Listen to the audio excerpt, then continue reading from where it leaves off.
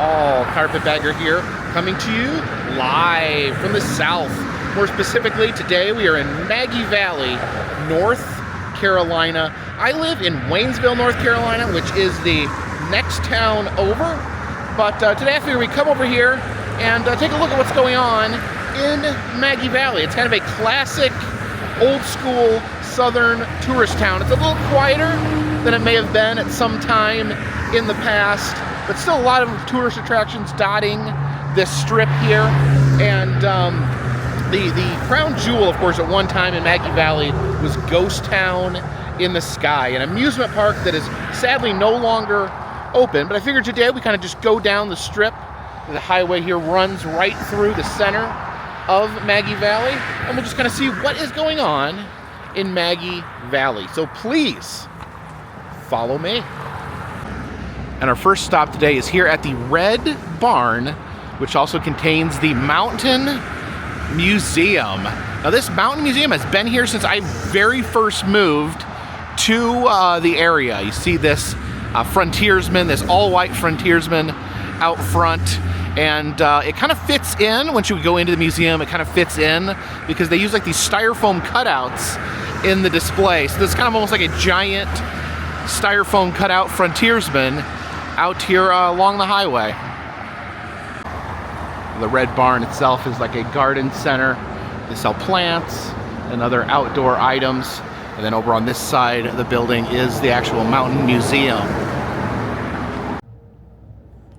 Over here, you have the entrance to the museum. In the Western Carolina mountains, evolved a people separate and above. Now it is a free museum. They just request a donation there. So we will wander in.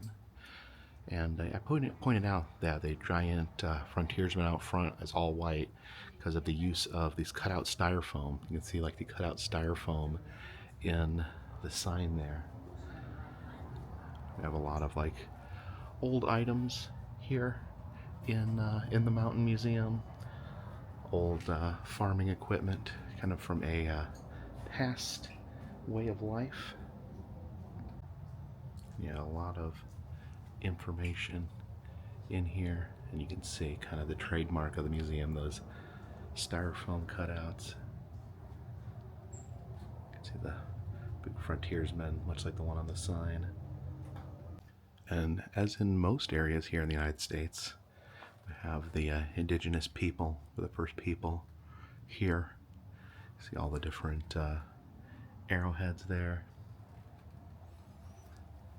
Some of the rocks and minerals, the styrofoam Native American there with the styrofoam campfire, and even a styrofoam mammoth back there.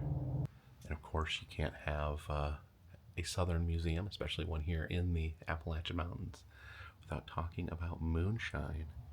Have the authentic moonshine still in here. Yeah, a whole lot of farming equipment. You can see these big gourds there. There's a man and his mule.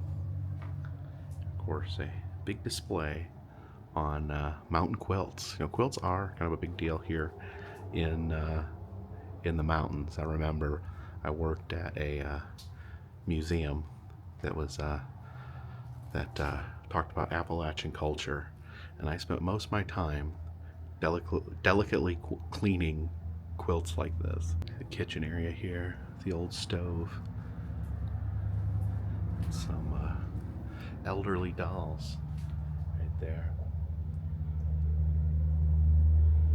Yeah, here's another thing I remember working in the museum, the corn husk dolls. You know, back when you know, dolls may be hard to come by. You have to work with what you have and make a little corn husk doll to play with. Let's see, another corn husk doll there next to the World War I German helmet.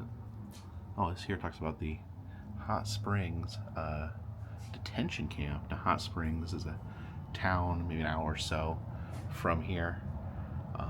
Apparently, it was used as a prisoner of war camp in World War I. You see these helmets left over.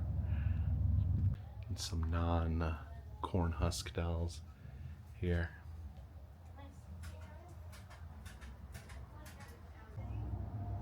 Yeah, just some interesting things and how they're placed together. Have a display on the Maggie Valley Bear Hunting Club. See the bear and the dog. But for some reason, there's a Beatles 8-track is there in the display. I'm not really sure what that has to do with it. Did the Beatles ever write a song about bear hunting?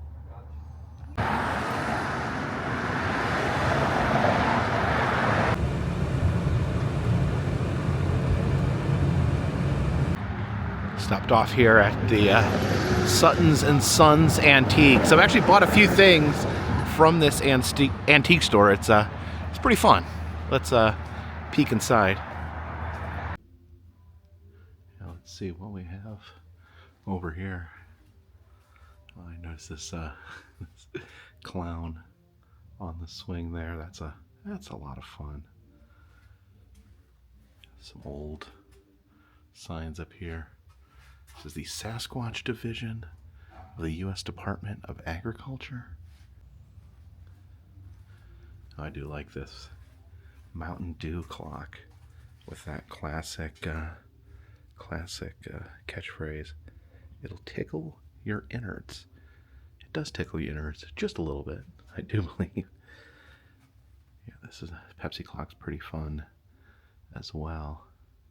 Has anyone ever had Country Club malt liquor? And if you can't afford to get a whole deer head mounted, you have these mounted deer hooves. Yeah, a lot of times they put these on the wall so they can like hold a gun, or I guess you can hold anything. Just kind of make like a coat rack there out of a deer hoof. Oh, look at this.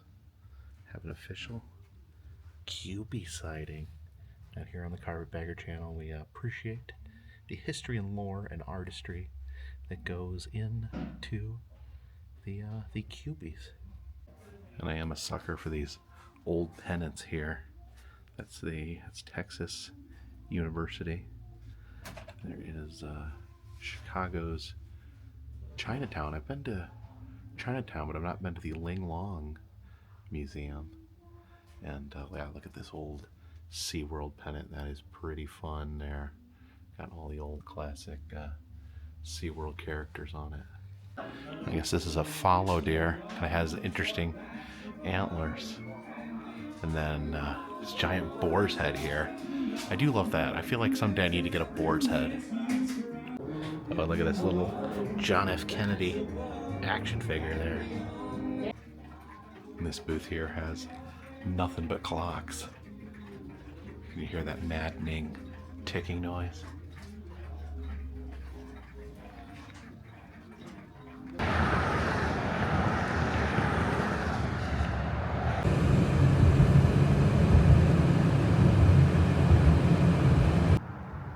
This is Mountain Mike's wood carvings here. They always have some real fascinating stuff. Out this way, you can see the Dilophosaurus there. Oh, look at that. Look at that face. Oh my goodness. And the wood-carved Grim Reaper here. It's actually pretty fascinating. Oh yeah, you can see the skull. It's set back in the cloak there. And here is a selfie booth where you can get your photo taken with Popcorn Sutton here, the most famous moonshiner to ever live. He actually was from Maggie Valley. Looks like you just go in here and take a picture with old Popcorn and leave a tip for the picture.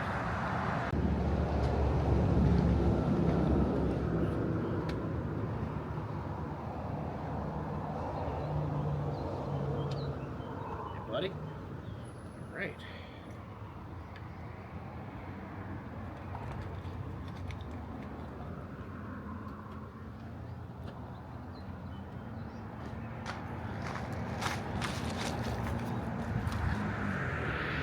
Did it look good? So I have this alligator here standing on its hind legs. And Oh yeah, look over here. Look who's waving. Look who's waving to traffic. Mr. Bigfoot there, flashing the peace sign.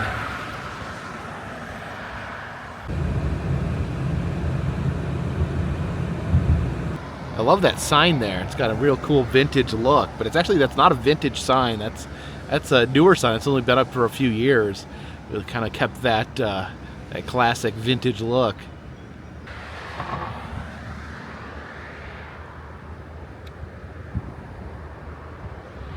Thought we'd stop into another museum here in Maggie Valley, here at the Wheels Through Time Motorcycle Museum.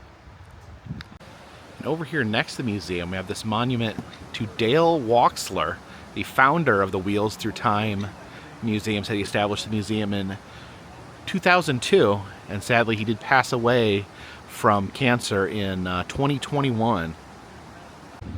So I actually had a chance to meet Dale Wachsler once upon a time. I was actually, before I had this YouTube channel, I was at work. I was driving by through Maggie Valley, and I saw that they had a wall of death performing.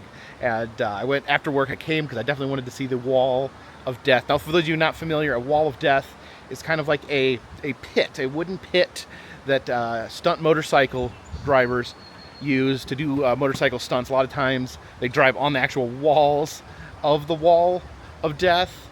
But yeah, I was so super excited. I came out here, got some photos of the wall of death, and then Dale actually saw me taking pictures with my camera at the time. Had my DSLR camera back when I took more photos than I did videos. And he came up to me. He's like, "Oh, you're taking pictures, blah blah blah." He's like, asked me if I was local. I told him I was, and he's like, "Oh, please, head right into that museum, take as many pictures as you want."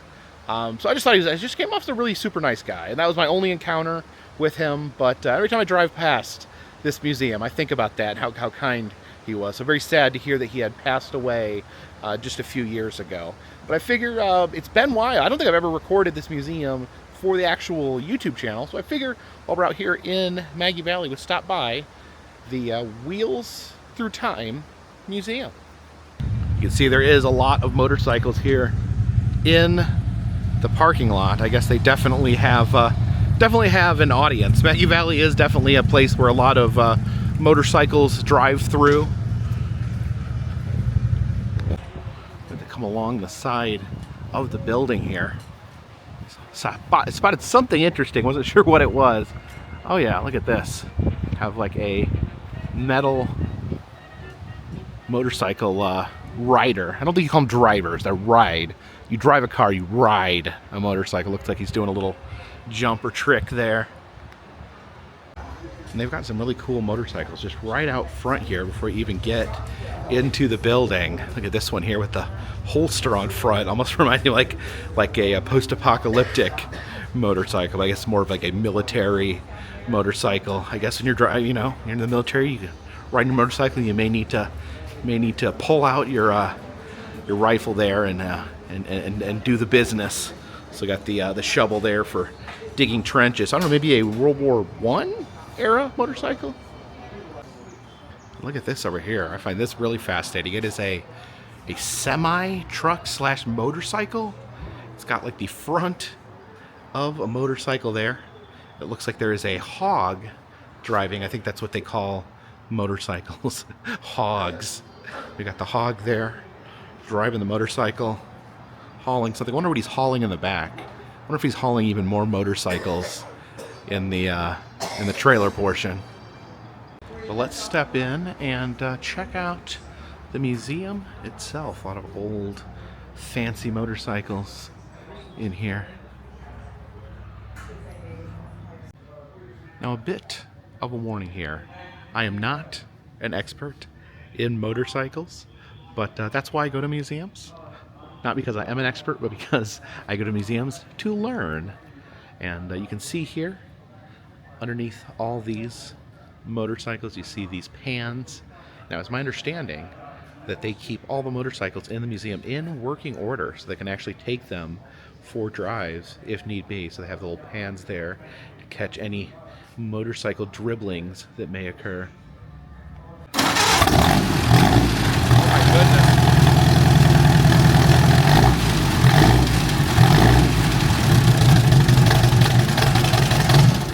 wow. Yeah, pretty incredible.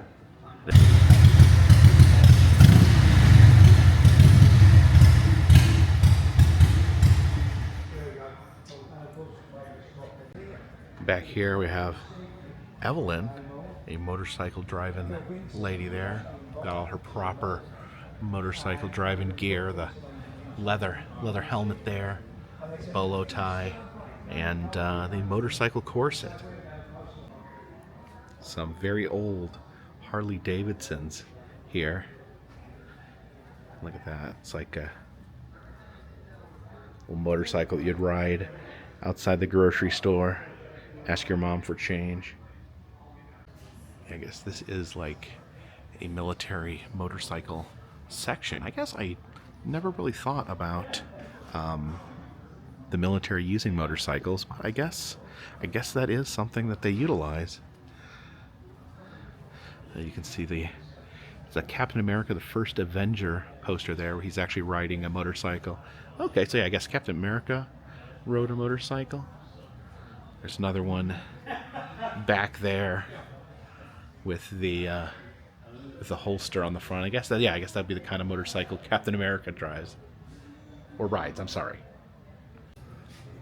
Once again, don't know everything there is to know about motorcycles, but I think it's fairly safe to say that this one here looks pretty awesome. Purple motorcycle there with the skulls on the seat. And peeking out over here, we have another motorcycle lady hiding behind these shirts. See this big pile of dirt here in the middle of the museum. I guess these are hill climbing motorcycles. This is Muskegon Motorcycle Club. I guess competitively they would fight their way over top these dirt hills. I like this one too. It's called the Speed King. It's a custom Indian motorcycle painted with these like bumblebee stripes.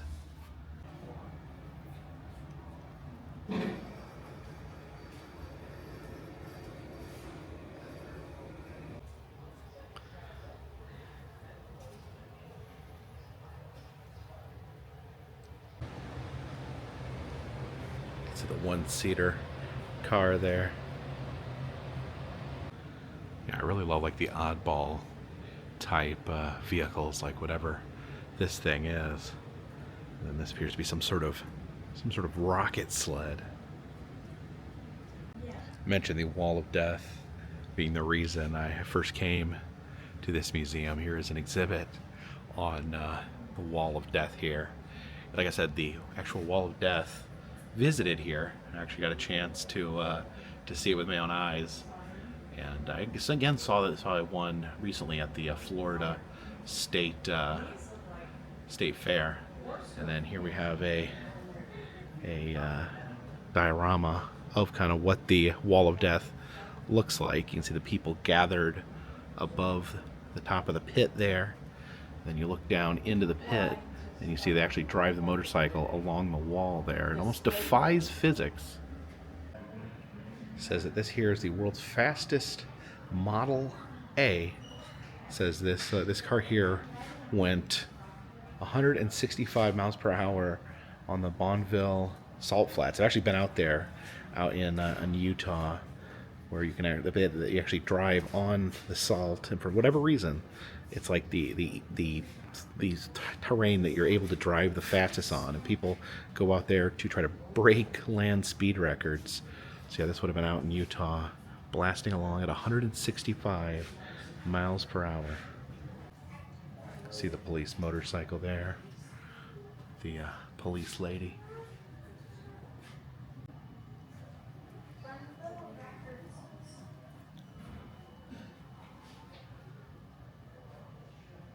Oh yeah, this is a very simple style of motorcycle there. It's actually more like a motorized bicycle there.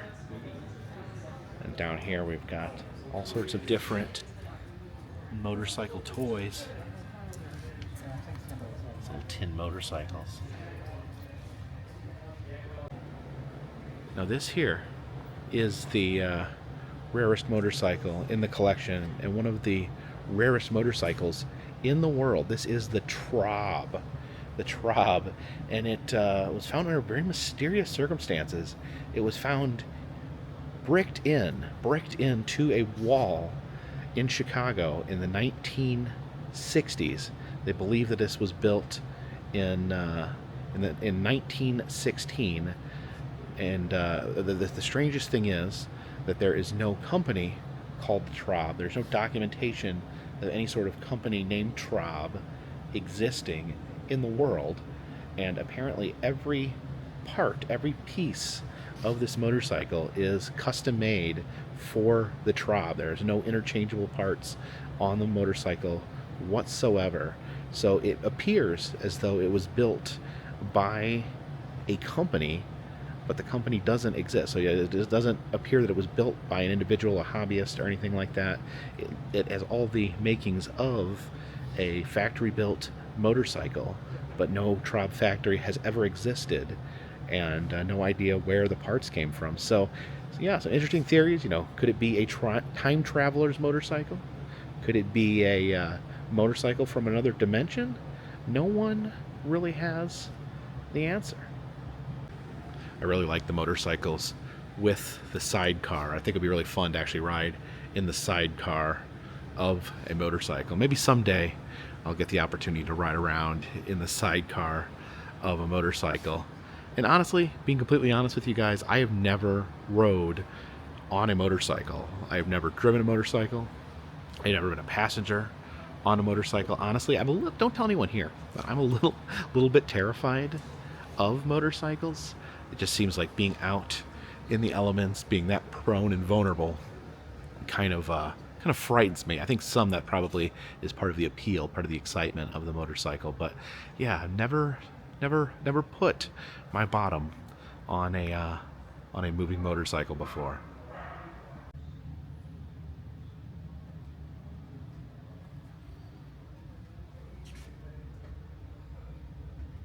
Oh, I love the sidecar on this. I like how it's a wicker basket. Look how long this motorcycle is. It's like a motorcycle almost as long as a school bus. I guess it still only seats 2 people. And for some reason, welded to the front, there is a can of ham beer, as well as a can of Blatz beer.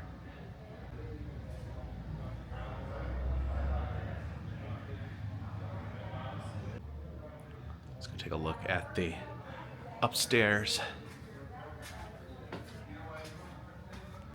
You can look out there and just see how many motorcycles there are here. Just almost an unfathomable amount of motorcycles in this museum.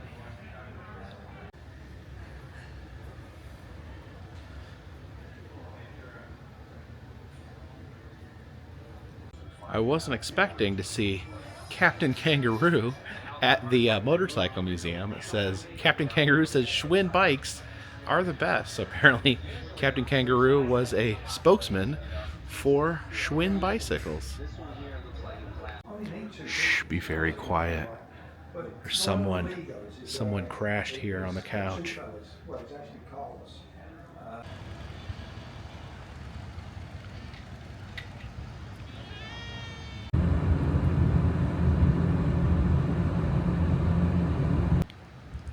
And since we're over here in Maggie Valley, I did want to take a quick opportunity to check on Ghost Town in the Sky. I get a lot of questions about Ghost Town and what's happening at Ghost Town. So I figured just pop over here and see what it looked like.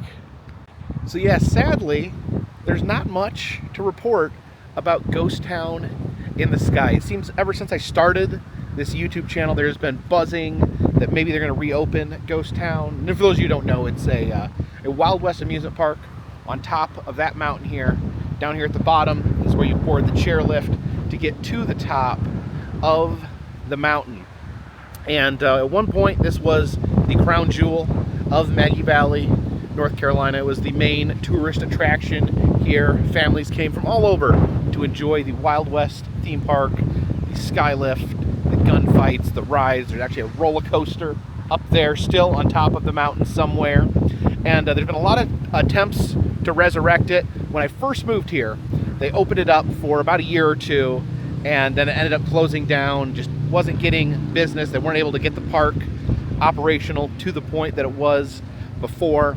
Then there's been just a lot of like strange developments. There was a case where they were going to reopen it as Ghost Town Village. That never happened. I think 2 days before it was supposed to open, they canceled the opening and put up the amusement park for sale. Years back, there was a group saying that they were going to purchase Ghost Town and reopen it. That ended up going nowhere. It seemed kind of to be a fly-by-night scheme, at least by some of the people involved, that the main purchaser, main person interested was maybe trying to do something a little unethical, trying to pull a scheme. At the time, it was owned by a woman in her 90s by the name of Alaska Presley. There was some indication that a person was maybe trying to take advantage of her to gain ownership of the park. That's all speculation. I don't know all the details, but something shady happened and the park never opened. That faded away. And then there was, just a few years ago, there was some buzz, there was some town meetings, there was some construction going on at the top of Ghost Town in the sky. And it kind of stalled out a little bit. It seemed like they had some problems with the town. Traditionally, the town has been very supportive of trying to get Ghost Town open, but it did seem like maybe they'd had enough. Maybe they'd heard enough of promises, enough hope, where they gave some the new people that are doing construction. They gave them some issues as far as zoning goes. And then amidst all that, there was construction going on. There appeared to be an honest effort to open up the theme park in some form or another. And then Alaska Presley actually passed away, the owner. And at that point, I think things kind of ground to a halt. There was a lawsuit involving who actually owns Ghost Town in the Sky. I think it was Alaska's family and the new developers maybe were arguing over ownership to some degree, who owned what. And as far as I've heard, that's kind of been the last word. It's kind of been up in the air on who even owns Ghost Town in the Sky. And personally, to me, it's just been, we've been through the ringer so many times. So many people have made various promises over the years that I think in my heart, I've kind of let go of the idea that Ghost Town in the Sky will ever open again. My understanding is up there on top of the mountain, there's been a massive amount of destruction, vandals, people going up there, ruining things, smashing things. Sadly, I think the buildings, just from not being taken care of, have all pretty much fallen apart to the point where they're not even salvageable. So I've kind of moved on with any hope that Ghost Town will ever reopen again. Of course, if they did, if Ghost Town announced that they were going to open up again, I would be here on opening day to share it with all of you. But as of right now, does not look like that is happening or ever will happen. Yeah, this big A-frame here is kind of the ground level gift shop, and then over here is the station that you would load up to go either up the chairlift, or there was also a funicular railroad. So yeah, this would have been the ticket booth. You buy your ticket in order to head up to the top of the mountain. At some point they did, during one of the revitalization efforts, they did add some zip lines up there. They were running zip lines out here. But yeah, back here we have a carriage, some horses here pulling said carriage, and then back in there you can see what's left of the chairlift. The chairs have been removed. I don't know where they are, but you board the chairlift here and it'll take you all the way up there to the top of the mountain. Here is the funicular train. It's the train that would take you up to the top. It's my understanding they actually removed the tracks, so that probably will never go up the mountain again, no matter what happens. And then over here we do have a bit of a relic. This is still here. This is a monument dedicated to some of the gunfighters that have entertained people over the years here at Ghost Town in the Sky. It says, erected to honor hundreds who worked here and millions who came. Ghost Town in the Sky, Maggie Valley. Built by R.B. Coburn.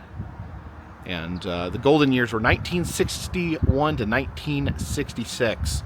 Yeah, it was kind of the heyday of the Wild West theme park. Kind of struggled after that. Lists some of the people worked here. So guest stars actually has Burt Reynolds there.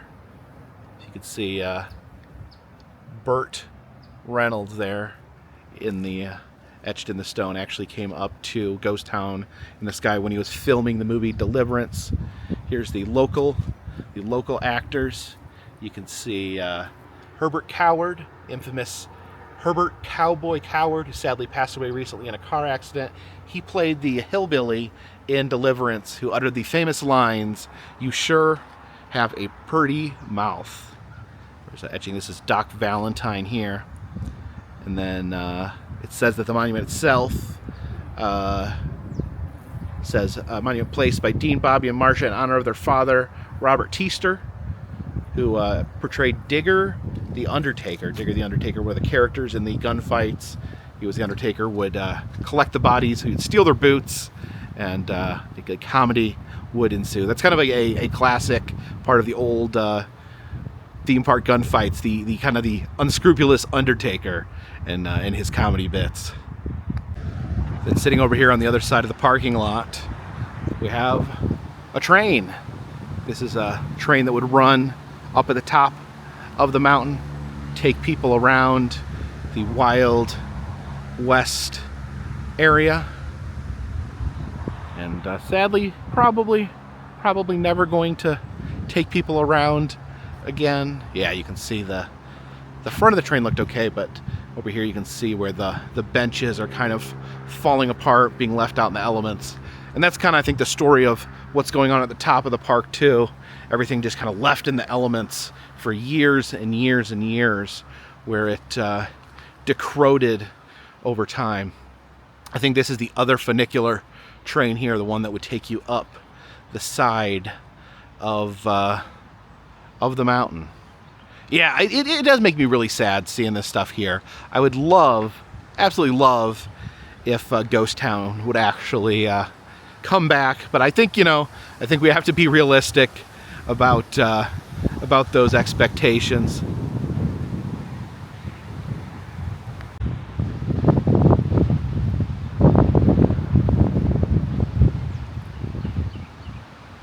So thank you for joining me here today as we explore the past, the present, and the future of Maggie Valley, North Carolina. Well, as sad as it is that Ghost Town in the Sky has gone the way of the ghost, there's still plenty of fun stuff to do over here in Maggie Valley. I want to thank you guys so much for coming along with me on these adventures, especially those of you who tune in every day. That really does mean a lot to me. If you do like these videos, please hit the subscribe button, ring the bell, leave a comment, give a thumbs up.